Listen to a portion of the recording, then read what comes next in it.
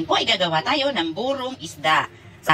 So, ang paggawa po ng burong isda ay binababad siya o ini-stack na matagal. Pero dahil sa nandito po tayo sa ibang bansa, gagawa tayo ng buro hack o tawagin. Ito po ang aking version sa paggawa ng burong isda. So, ang burong isda po ay specialty ng mga Kapampangan. Sa Tagalog po, ang burong isda ay kulay pula, pero sa Kapampangan po walang kulay. So, ito po ang ating gagamitin. Instead na press piece, fried piece na po ang gagawin natin dahil hindi na po natin siya ibababad ng matagal. Ayan, gagamit din po tayo ng kanin lamig. Ayan po ang ating kanin lamig. Kasi sa paggawa po ng Kapampangan, ng burong isda is yung kanin na bagong saing or kanin lamig din minsan. Pero tayo po ay padadaliin natin ang paggawa ng buro. So gagamit din po tayo sa paggisa ng ating burong isda ng bawang, luya. So maraming luya po, mas masarap. Ganyan po kami sa Tagalog, maraming maglagay ng luya. At sibuyas, kamatis. So gagamit din po tayo ng suka. White vinegar po ang gamit ko. Pamintang durog. Tapos salt. So pink salt po ang meron ako dito. Pero any salt po yan. Wala pong kahit na po anong salt pwede nyo gamitin. So oil. So olive oil po ang gamit ko dito. Pero pwede po kahit anong oil. So ito na nga yung ating isda. So hinimay ko po yung isda. Inalis natin yung tinik. Ayan, makikita nyo po na himay-himay na yung isda. Inalis na po natin yung tinik ng isda. Ayan. So pagkatapos po nito, igigisa na natin. Ayan. Ngayon po ay maglalagay na tayo ng mantika or olive oil sa ating pot.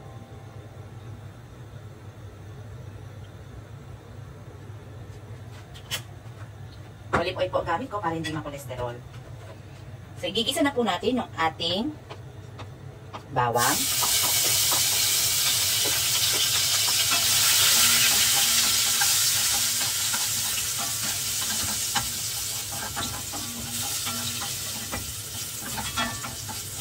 Pag medyo luto na yung ating bawang, sunod na natin ang ating luya.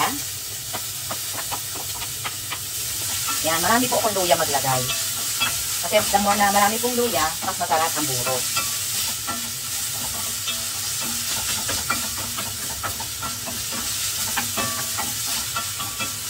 Tapos, lagyan na natin ang ating sibuyas. Ayan, isa lang natin.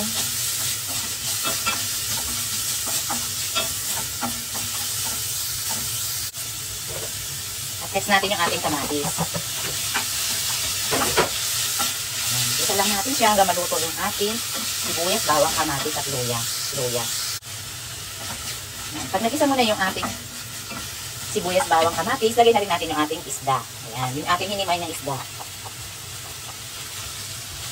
Halu-haluin. Yan, kagandahan po ng hinimay na yung isda.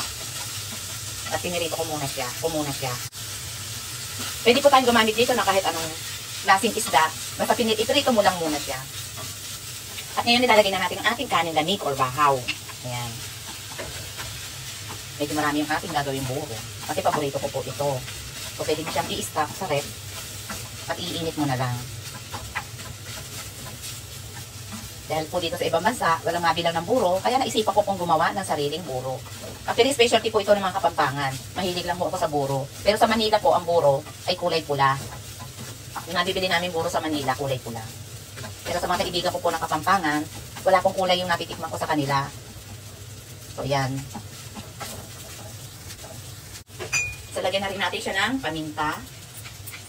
Itiplahan na po natin siya. Yan, ako marami po talaga ako maglagay ng paminta. Tapos yung asin, depende po sa inyong panlasa. Yan. Depende po sa inyo kung gaano gusto nyo asin. At ngayon, lalagyan ko na po siya ng suka. White vinegar po ang gamit ko dito. So, dahil po sa hindi natin siya in-stack or binuro, maglagay na po ako ng suka. Ayan. Kasi yan po magpapaasim dyan. Tapos, lalagyan po natin siya ng tubig. Yan. Hayaan na po natin siyang maluto or lumambot yung ating kanin. Takpan natin siya.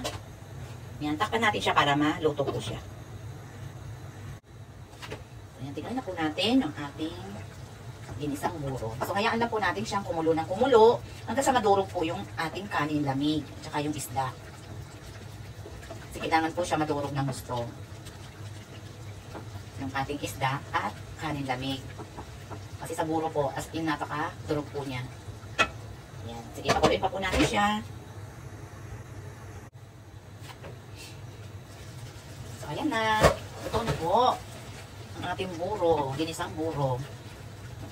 So, ayan na po. Nadurog na po yung ating kanin at saka yung isda. Yung ating kanin lamig. So, ganda po kasi yung durog na durog siya. So, iigahin lang po natin siya. Kasi medyo may konting sabaw pa siya. Pero so, dadagdagan po natin siya ng olive oil. Para po nagmamantika siya. Masarap po kasi nagmamantika yung ating buro. Yan. Perfect po ito sa nilagang talong, okra, at saka ampalaya. At pritong isda. Yan po ang specialty ng mga Kapampangan. Kahit sa handaan, makikita nyo po yan.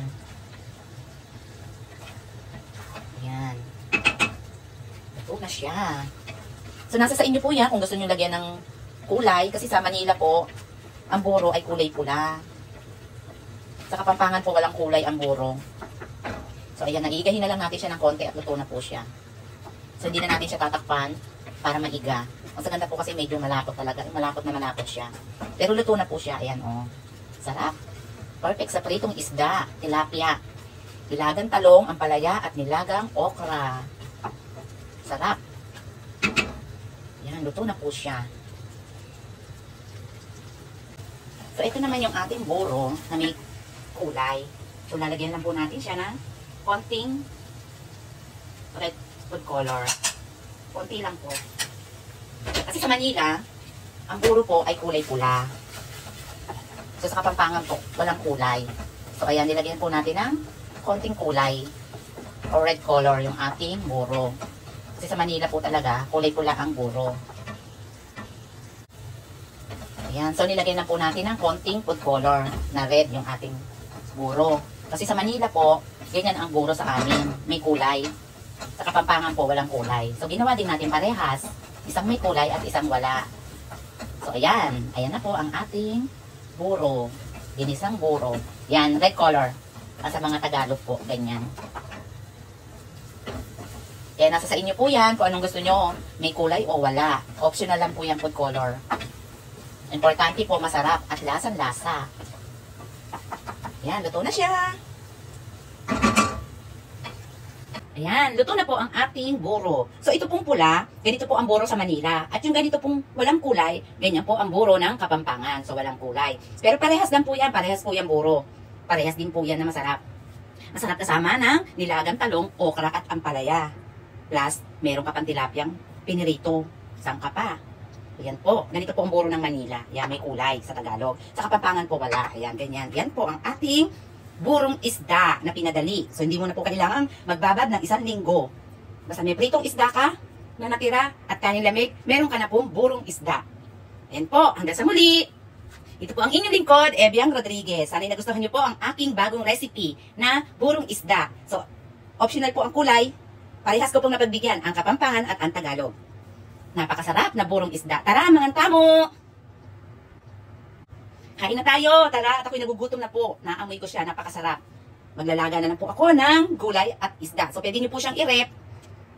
At iinit niyo na lang po pagkakain kayo. Marami pong salamat. Hanggang sa muli. Ito po ang inyong lingkod, Ebiang Rodriguez. Pakisubscribe na lang po kung nagustuhan niyo po ang aking video. Ang aking recipe na ito. Pakisubscribe at click po yung bell para ma-notify kayo sa aking mga new upload. Maraming salamat.